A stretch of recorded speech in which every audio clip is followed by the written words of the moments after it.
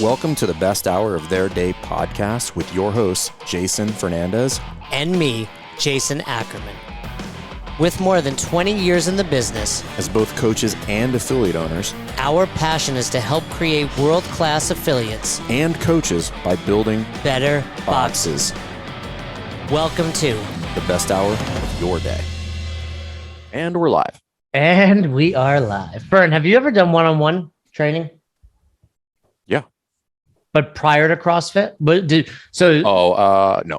No. Nope. You, little known fact, you were going to be a dentist. That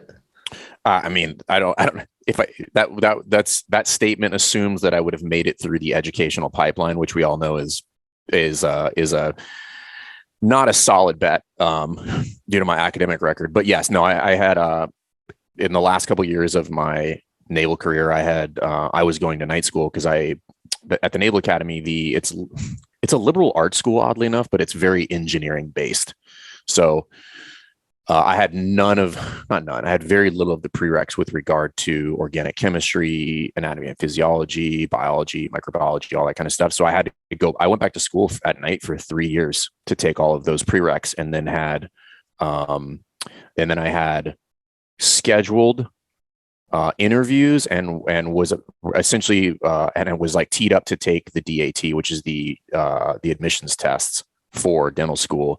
And then Logan was born, and that changed everything. Oh, you were going to be a dentist as recent as Logan being like 7-8 years ago? That was when I was in the process of like narrowing down schools, talking to admissions offices and stuff like that. Yeah.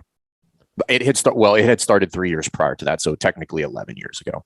I think if you were going to be a dentist, you should change your name to Isaac Yankum. I Yankum. Get it? I do get it. Get it? It could also be like a weird porn name, but okay.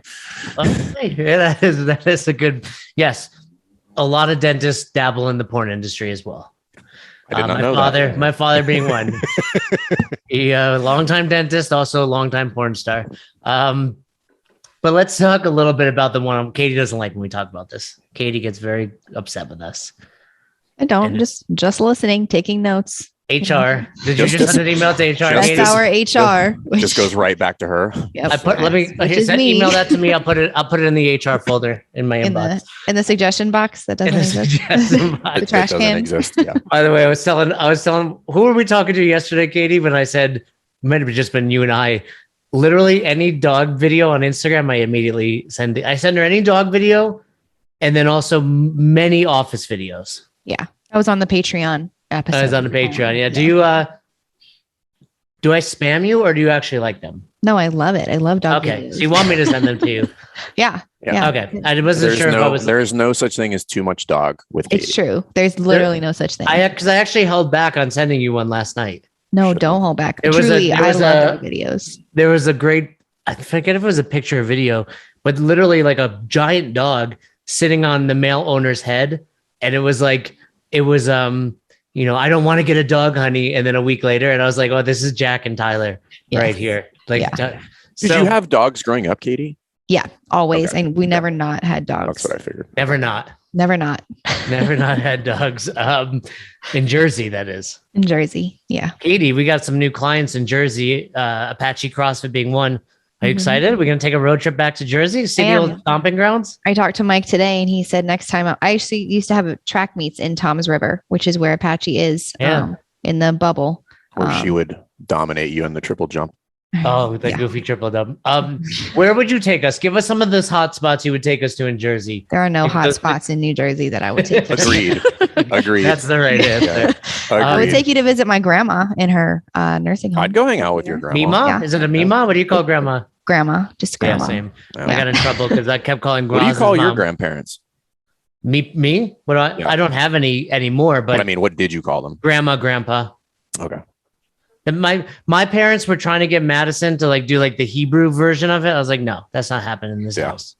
I was like, she babbles, first of all, only. So let's not put too much pressure on her. Yeah. But we're not teaching her a second language. And if we did, it's not going to be Hebrew. Well, my son's 3 and he still babbles. So don't feel bad. It's not going anywhere. Yeah. Roz, I meant to talk to you about this. Roz is convinced Madison has autism. And I'm like, no, she doesn't. Like, I've seen autistic kids. Like, that's my master's degree. You're like, go look at Fern's kids. Yeah. And I was just like, like you have to answer these questions at the pediatrician, which I'm sure you and Jess had to do. And she was like, does your kid hold on to an object for extended periods of time? And I was like, yes. I was like, 3 minutes. She's a baby. Yeah, I was like, that's not extended. Hold on to things for a long period of time. I was like, go watch that video of Fern talking to Logan, telling her there's no Christmas, and then we can start to discuss what's going on. Anyway, so I guess that's part of the story. I was a one-on-one trainer, as most of these listeners have read the book Best Hour of Their Day, bestseller. If they haven't, they can go get it. But in there, I talked. It's a bestseller on our website. One of the best sellers on the site. We had a sale come through this morning. Yeah, I was super disappointed by that. I was like, oh, God. And no, I went back to get my master's degree because I was ready to leave the fitness industry because I was burned out working one-on-one. Like anyone that's done it, it's horrible. And like I talked about recently, it's not horrible, right? It's just you've never done it, so I have done it. Katie, were you on this podcast? I have no. You asked me. You asked me if I'd done it, and I said yes. And then you asked me had I done it prior to CrossFit, and I said no. Katie, can you go back? I can confirm that is true. That is accurate. Okay. The notes don't lie. Fern 1, J 0. So go on. So you've done it. I have done it. And you don't agree that it's terrible? It can be terrible. It is not always terrible. Now I've never done it as my sole training, meaning like I didn't have any other type of style of coaching. Right. But I have done a decent amount of it. I don't personally love it, and if you have a bad personal training client, is really, really painful. And for the record, I want to say a couple things. One, this has nothing to do with other companies. We're not talking about anybody else. We're just simply talking about, I was training 14 hours a day, people. If you're an affiliate, we recommend doing a handful of one-on-one clients every so often if they want it, and more importantly, if you want it. Right. I was doing it for income and because I had to. And also, let's be clear, this was pre-CrossFit. So it was a lot of like, all right, let's do 3 sets on the leg extension. And in between sets, let me figure out questions to ask you to pretend like I care about you and just fill up this 1 minute of rest. Like that's what it became, just a challenge. Like, how do I keep this person talking for an hour? So I was about to leave it. I graduated with my master's from the College of St. Rose, and I was going to be a teacher. And then I found CrossFit, and I was like, wait a sec, I can take these 4 women who drain my soul and put them in one class, which might seem crazy, but I love these women. To this day, I still stay in touch with them, but it was more like an hour with you 2 or 3 times a week is too much when there's nothing else going on. And then you put them together and I'm like, oh, they're talking to themselves. I can just kind of sit back and let them have a little good time. So that group coaching model filled so many voids: more money, less hours, and way more fun. There's a math problem to be done there. Meaning, so a lot of people will move to PT because short term, it can be higher earnings per hour. So it's the same reason a lot of people will move to 30-minute sessions. So yes, the math does mean higher revenue per hour. However, there's obviously a finite window to that, right? So like everything has pros and cons, like everything. I don't care what we're talking about. That is one of the cons of PT. Now, if you want to do PT, we've said this infinite number of times, do PT, crush PT. If that's your thing, do it. I'm happy for you. A lot of people will get in there thinking that it is one thing and then finding out that it is something else. And we've pulled many gym owners out from under the PT boulder. And it does have its downfalls, meaning your time is capped. Like I can do nothing else if I'm doing PT. Hard to get it subbed also because they're paying for you. You can, right? You can. It's a process though, right? It's not an easy transition. It's not just like, hey, Ackerman's, hey, one of your clients, hey, by the way, Jay's going to coach you today. Also, the liability involved with it is significant compared to, like losing a group client versus losing a PT client are like oranges and apples. Meaning, I was just talking to a gym owner the other day, and they were talking about they had a drop off in revenue. And I said, talk to me about it. Like, what was it about? And they're like, oh, I lost like 2 PT clients, to which we were talking about something to the tune of, $2,500 for just 2 clients that you dropped, versus if I dropped a group client, well, that's going to happen next month, and I will have time to get those back. That's not a big deal. So it's almost, it is somewhat analogous to ads, Facebook ads. At some point I become a slave to the ad. Like I become a slave to that money and that revenue. And I get in this weird scenario where I justify keeping it, even though it's pretty painful, because I need it at that point. It was. And then I say more than that, Fern, it's like knowing that, like, I'll use a name, but this was a real woman, but I love her to death still. Like Diana was a client coming in. I think I trained her twice a week. At the time, it was like $40 an hour, which is, obscenely low, but this is like right. 2005, 6. So $80 a week, 4 times, times 4. So $320 a month. Like that's a good amount, but right. What does that become? Well, if that person calls you, texts you, they need something, I need to switch my time to something you've got going on in life. Well, I've got to do it, because that's, that one person can be 25% of your revenue, your income for the month. So you do become or they're like the nude guy like Kevin had, and you're like, I got to train this guy nude in his garage. I don't want to say this when we had Kevin on the show, but I think he enjoyed it. I think he enjoyed it more than he let on. I mean, to each their own, but that was but that's kind of the thing, is like you become beholden to that, and obviously you can create rules around there. So there are some there are some bumpers that you can. But I should have, and I didn't. That's on me. But I was also 24, 25, just trying to survive. Yeah. Never thought of that. But here's what I think. Like, so when I switched over from one-on-one to group, I did realize, okay, the one thing they're missing is that connection with me. Like they were expressing it a little bit. You miss out on their lives. Like they're so used to spending 2-3 hours privately with you. Now they're not. And it can become a challenge to connect if your group classes are 8, 12, 16. 100%. Part of that is we tell people be there early, stick around late if you're coaching those classes. But the other thing that we recommend is spend one-on-one time with all of your clients. Like, take them out to, I'm a big fan of going, like every box has a Starbucks or an individually privately owned coffee shop within 2 minutes. And if you don't, cool, just go sit outside and just move your gym. It's not hard.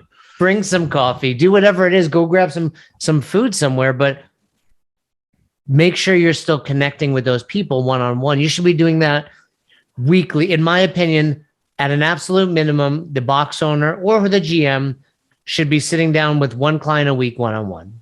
What do you think about that? I mean, you don't have to, you don't have to necessarily quantify it like that, because that can feel burdensome to some people, but you should be connecting. So, I make an effort to kind of like bebop around the gym and it doesn't need to be a long interaction. And I think this is the misconception with regard to like connection. Connection is connection. A 2-minute connection can be deep and meaningful, or it can be super shallow and forgettable. So an example was yesterday, I have a client who's been here 7 years probably. And I love her. She's amazing. And she had recommended a contractor that I'm trying to work with. And finally the guy came through. So I was like, hey, your boy came through yesterday. And we had like a really funny 2-minute interaction about this guy who's a contractor.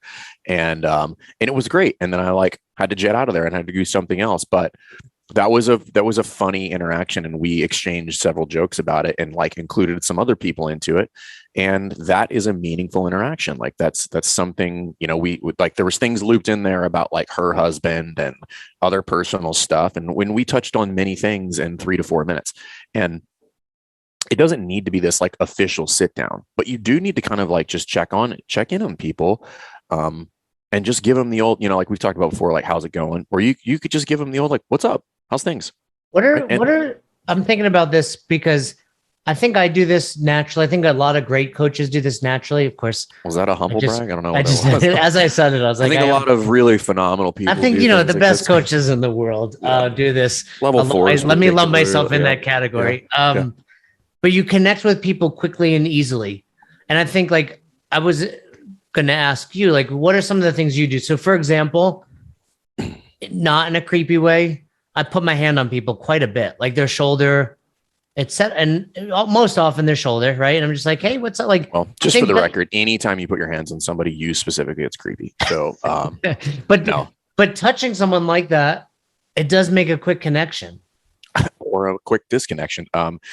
So it doesn't have to be physical touch, but I think there's obvious things that it's typically pretty obvious if somebody is genuinely interested, like eye contact, physical posture, the actual question that they're asking.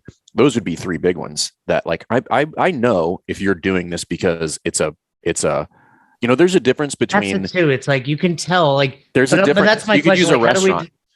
So you could give us a restaurant, right? So a restaurant, if you have a good GM, there's ones that kind of do the drive-by, like, hey, are you folks? You're always going to talk about that GM at the wine place that you like. Oh no, but that's a great example. I wasn't going to, but the point is you can tell the difference between somebody's like, is everything good, folks? And then you're like, yep, and then they're off. And the person who comes by and they're just like, hey guys, how's dinner? Like those are two totally different questions. At which point, the feeling and the interaction there, and he doesn't have to be there a long time, but we're like, it's great. Yeah. He's like, how's the Brussels sprouts? And I'm like, these are amazing. He's like, yeah, let me tell you a story about those. And then again, that's a different interaction versus just like, is everything all right? And we're like, yep, food on the table. And he's like, all right, have a good time. And I'm like, all right, see you later. You didn't even tell me your fucking name, but I'm going to pay. I thought you were about to give a shout out to the Poke Kid again. That's a perfect example, but my point is like just being genuinely interested and, use the Chuck Carswell, ask one more question. Just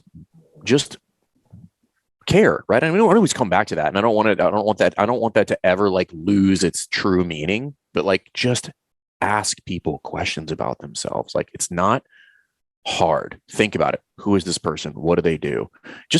I randomly go in there all the time and I'm like, we've not met. I'm like, what's your name? What do you do? Where are you from?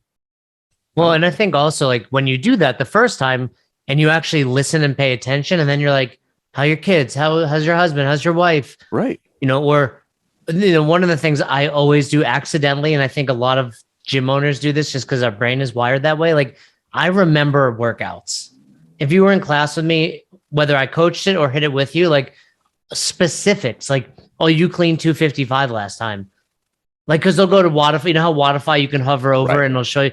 They'll be like, oh, before they even do that, I'm like 255. Like, what? How'd you know that? I'm like, oh, you might. I don't remember my wife's birthday, but I remember what you fucking cleaned last week. Yeah, like, you might. You might be autistic. It might be. Yeah. It is. There's some. I definitely have like a touch of autism in there. Yeah, you're definitely on the spectrum. So I think it's just and kind of where we're going with this is like if this is something you're trying to make the transition to. Because PT doesn't necessarily scale. There are versions of it that scale. It's very difficult in a CrossFit box. At a Globo gym, that's a different environment. Those are not the same, but you are typically doing many other things in a box, meaning like you're probably coaching the group classes. And there are instances when PT is potentially a necessity with regard to building revenue, but then I need to figure out, is that what I want to do long term? Is that a service that I want to have? Do I like it? Am I good at it? Meaning like, is this a unique skill of mine? Different skill. It's a very different skill. The programming is different. The interaction is different. The energy is different. All of the connection is different. All of that stuff, it's different. It is not the same, right? To be fair, I don't, not that it's harder. It's different. It's less fun. For some people, right? If you're a group person, yeah, it tends to be less fun because you like the bouncing. I've never heard someone say one-on-one is more fun than group. I've never heard it. You're right. Yeah, I'm sure there are people that like that, but I know some personal trainers that crush, but they really like that stuff. They like the nuance of training a single person and doing that. Admittedly, I don't know a ton of them, but I do know a handful. I know one girl specifically who she murdered personal training. She would do 10 to 12,000 a month in personal training. That's just not. Here's the deal, though. If you talk to her about your schedule, you're like, ugh. I'm like, oh my god, like that. Can't take a vacation. That sounds nauseating, right? And she had designed her training where like she would go on extended trips like every 3 or 4 months. Like she would take 2 weeks off because that was what was required. Like she was just so spent, but she would work, 5 a.m. to 7, 8 p.m. And I'm like, God, that's not sustainable, And then you do it because you also probably love training yourself. So now you're at the gym. You lose that passion for, like, when I was this crowd, like this busy, my schedule was that busy, I didn't train myself. Or if I did, it was like squeezing something in. And again, this is not, that wasn't my point of the episode, is less about like, don't do this. If you want to do it, go for it. But when I took a vacation, there was no income coming in. I'll tell you, that was a big thing. But more so, the reason I wanted to do this is because I want to remind box owners the value and importance of maintaining that connection. And you grow, there's like numbers like, what is it? 75 is kind of the biggest number you can grow to and remain a tribe. But Dunbar's number is 150, but I think it's a loose number. It could be 75. Whether it's 75 or 150. Yeah, it depends on the person's emotional intelligence and what they have built into the whole thing. And part of that is how well they deliver this, like doing some one-on-one stuff. But also, let's not forget, just because, Fern, you've got at least two. Have you brought on your third full-time person yet? Yeah, in January. Oh, so you've got Cassidy, Lindsay, and is it Jared, the third guy? So Cassidy, Lindsay, and Jared, right? So you can technically go through 3 or 4 deep on that 150 number. Right. That's the whole point. Yeah. Right. So the number's Cassidy not has 150. connections with some. Right. Lindsay clearly connects with all the young dudes. It's more like 600. Right. Can you go back and laugh at my joke real quick? It wasn't funny. So then I have the weightlifting coaches too, so they can manage all of that. Right. Yeah, so realistically, let's just say we went with a low number, we went with a 75. That number's not small. Like the number's closer to 500 people where we would be tapped out with regard to having like meaningful deep connections where like a coach walks in and there's a meaningful interaction there. They know names, they know all that kind of stuff. And the whole purpose of this is like, if you're looking to get out from underneath that, because it can be burdensome. If we worked with mini gyms where we've transitioned them off of that, and it is a transition, right? Because there's a revenue problem there that has to be solved. We have to grow the group. The in-between time there is usually pretty painful, because you got to do both at the same time. And I'm pretty candid about most of that stuff. If something's going to suck, I'm the first one to tell people, I'm like, this is going to suck. It will not be over quickly, but the outcome will be more beneficial for you. So we'll just suck it up for this time period. Here's the goal. Here's how we're going to do it. We're going to transition over. And then maybe you bring in somebody to fill some of those PT clients. And then maybe you transition some of them over to group. There's no one size fits all there. It kind of depends on the gym owner and what they've got going on. But I can think of 3 boxes off that top. And I'm working with one right now where, we ran the numbers and I just flat out told them, I was like, we're not going to be able to do this. This transition doesn't happen. We need to consider other options. Like, this is too much of a square peg round hole. There's no math. There's no diagram that we can design that is going to make what you want happen in this context. It doesn't work. And we got off the call and he's like, dude, I feel so much better about this. He's like, I've been trying to make this work and it just won't work. And I'm like, I don't like it. We could probably figure out something. It won't be what you're shooting for. So here's the alternative. So I said, let's revisit. I don't want you to make any decisions right now. Your thing right now is good, but it's not what he wants long-term. And I said, cool. I was like, just hold what you got. Like, it's fine. It's not broken. Don't try to fix it. But if you want this other thing, let's do a fact-finding mission and let's go figure out, all right, if we're going to move out of this and we're going to go to another space and we're going to do that, let's figure out what the cost is. Let's have a conversation with these clients long-term, see who wants to do what. Let's grow it. Let's move all of those other things. But it is a process. If you've been spending, it's PT, ads are the same scenario. If you've been doing, $10,000 a month in front end sales because you've been running some ads, when you turn those ads off, there is a problem going that you're going to have to deal with there. And same thing, if you're just going to turn PT off, there's going to be a revenue problem there. And you cannot treat that, haphazardly. Like that could cause you to fold overnight. So how do you solve that? And it's kind of like weaning off of one and transitioning to the other. And that may take 3 months. It may take 9 months. I don't know. Depends on the degree of the scenario that you've built there, and what that would look like and what help do you have, and a whole slew of variables that would be involved in that. And it also shows you that there's a big hole in your business if by turning off one thing, and also I would tell you for sure. Yeah. So again, that's the ultimate problem with the PT thing. If I were just turn it off, it's like, that's it. if I were a coach or a trainer or whatever that was focused on PT, to be completely transparent, I probably wouldn't own a box. Like I would try to avoid those expenses and find a box that I can rent from, or even a Globo gym or something very small, like where, okay, I'm not spending $5,000 a month in rent for, like, it's unnecessary. If you're only working one-on-one, you don't need a whole lot of space. Yeah. And I think the big takeaway here is, we push for whatever the box owner wants, right? What does the box owner want, right? Like we specialize in CrossFit, meaning CrossFit affiliates. And then we will get on the phone call with gym owners who are doing any number of other things, some of which is working, some of which is not working. And we're not going to jam a one size fits all into any gym. But I mean, like, what do you want is always the question.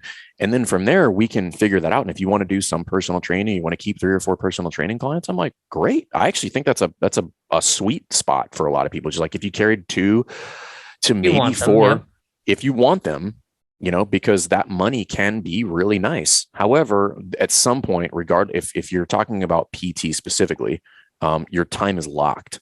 Like there is no way to do other things or be able to manage your time anymore. It's just like it's like from one thing to the next. I go from this person to this person to this person. There's no time in the middle. There's no transition.